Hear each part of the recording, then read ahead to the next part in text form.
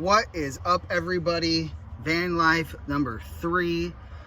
It's been a few days since I posted. I actually didn't post, but I actually filmed a couple videos. And I just didn't really like the way they turned out, and there's been a lot going on recently with let me shut this window right above you guys so we get a little bit of that traffic out. So it has been successful. I have done 2 successful nights since the last vlog, full nights in the van.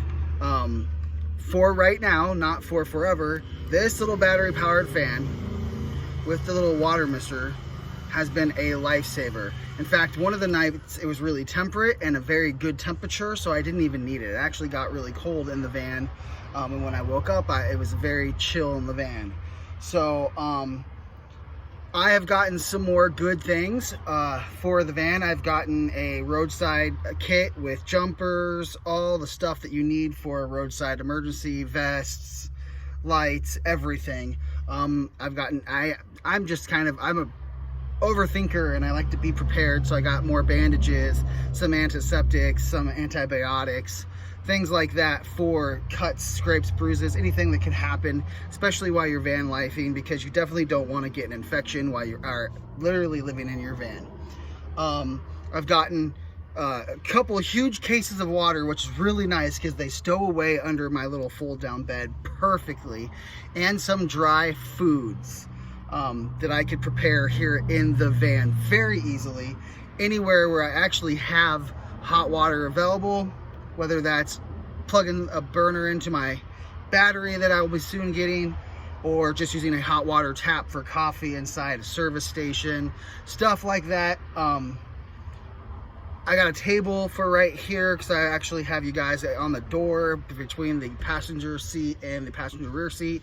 There's a little area I can actually put a table here, lay it right down here, and have everything going on. I still have all this room, as you can see behind me, and function and actually eat and cook and do small van life things. I've done a few mods and just really chintzy quick fixes. Excuse me, didn't mean to burp on camera, but I did, to get the van a little bit better. Now, with that, the person that I bought the van from had to do a vapor lock on them twice in its history. And they had taken a trip sometime last year, and it happened to them again. This morning, on the way to my base of operations, the van vapor locked twice on me.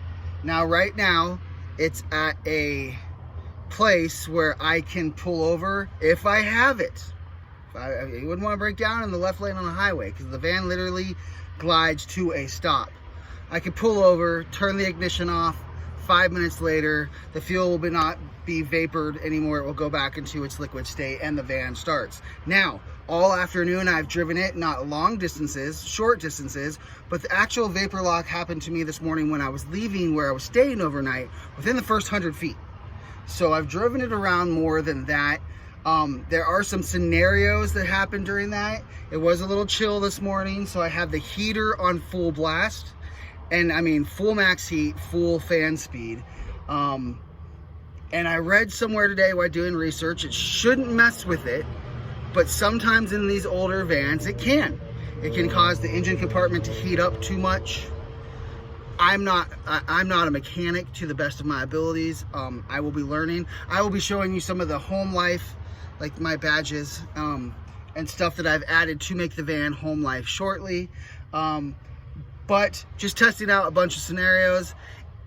The problem with this is what they thought it was fixed, obviously isn't, which means it's another part that could be causing an entire issue with the fuel injection system and causing a vapor lock.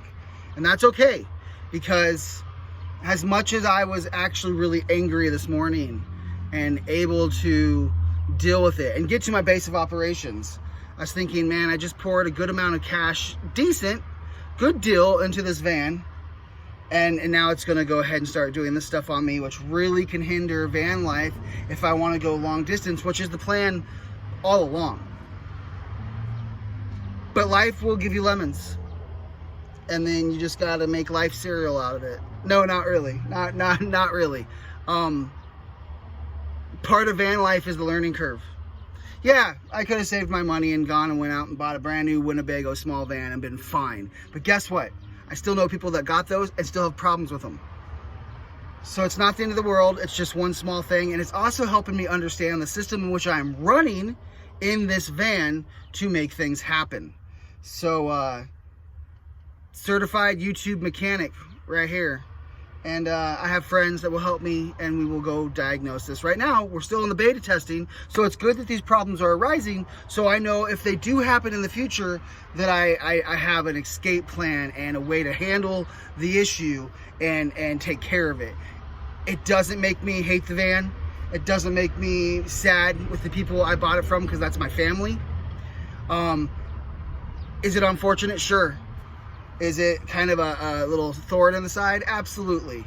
But it is as expected. I did expect something to happen. It's van life. It can anything happen out here in the van world. So, I will show you now some of the stuff that I have done to the van that's just kind of fun. So, let's check it out right now. One of the first things that I did is that this whole little thing here is gone. It's completely out. So, in typical Guy on Adventure fashion, I went and got this animal print duct tape and made myself a handle. Because if you're trying to close the door with this is all sharp metal, and this is kind of chintzy sharp plastic. It scrapes you up and cuts you up.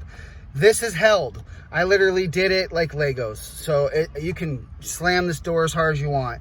And minor than the flexing, which I planned for, and the way I built it, the duct tape handle's working. I know. I can go get this part at Pick and Pull for like $10 and it'll be fine. But right now, I don't have $10 to go to Pick and Pull. Right now, we got to make do with what we have. The next thing I did is, since that I am loading these onto YouTube, I got myself a YouTube certified mechanic sticker. And then most of those that know me know that I'm a horror fan and I play music. So I've stickered the dashboard. The reason that I sticker the dashboard is because I don't want to sticker up the outside of my van and make it too noticeable. And there's a reason for that. The reason being is that some of the places that I stay, yes, I can stay there overnight, but it's not long term. And the van that I have is very nondescript. Besides this green interior that I have, which I like, I really do. It's a little dirty. I'll probably give it some scrub downs, you know. You don't want to have permanent markings that people can distinguish what your van is.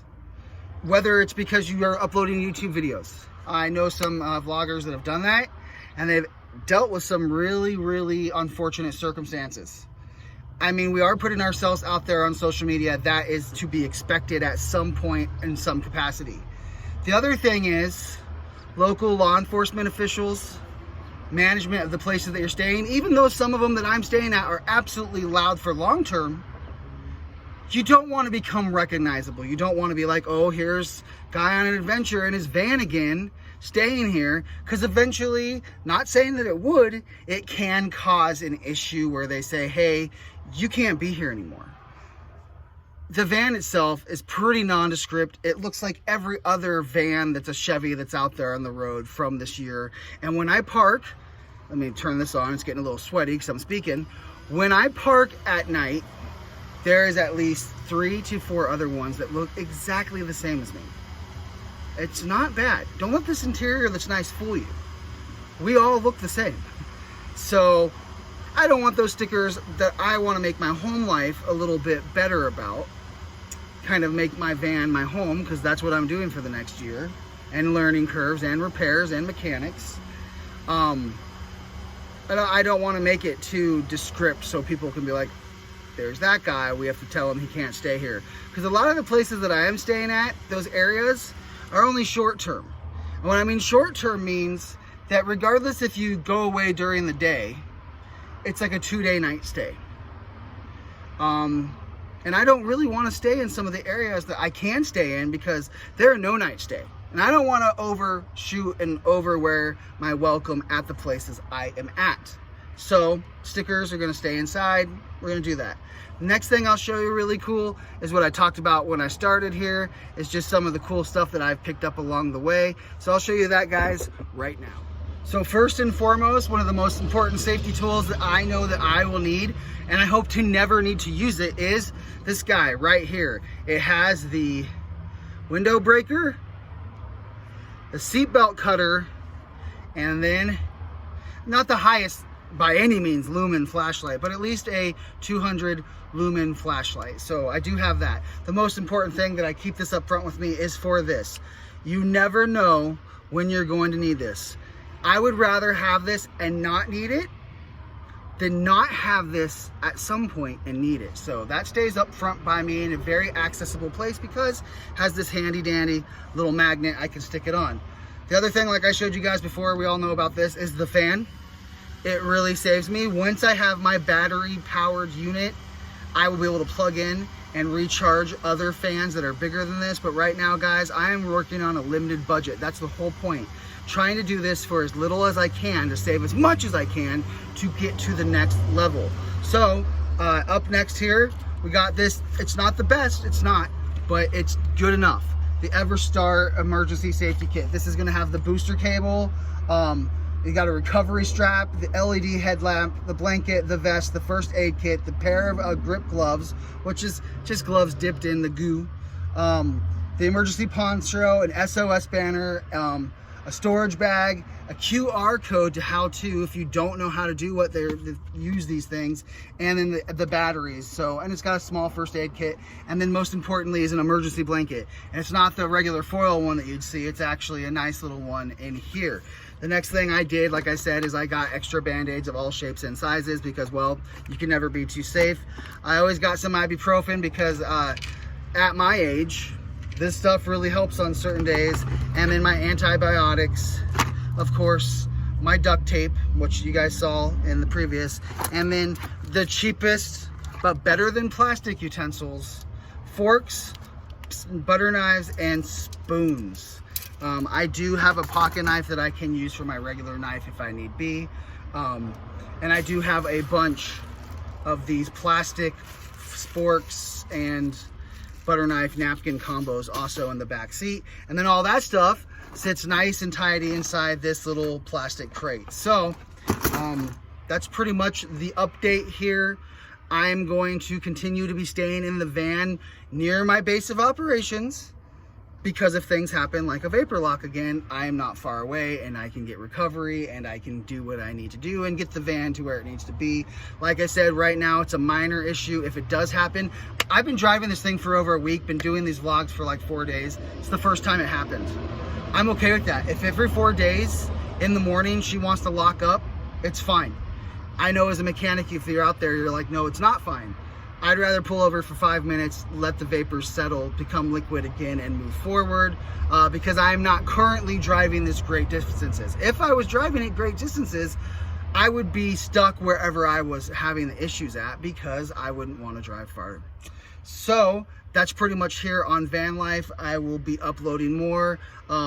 I try to do a film every day, do a little bit. Just the last couple of days, so much is happening because I am still employed, so I still have to go to work and do all these other things on top of filming the vlog, on top of working with what I've got going on here in the van, and then filming these and uploading them. So this is number 3. The beta testing is going as planned. It's been successful. I've had many successful nights in here. Well, not many, but 2 is good enough, because that first night was a little, I was like, am I really getting into this? Is this happening?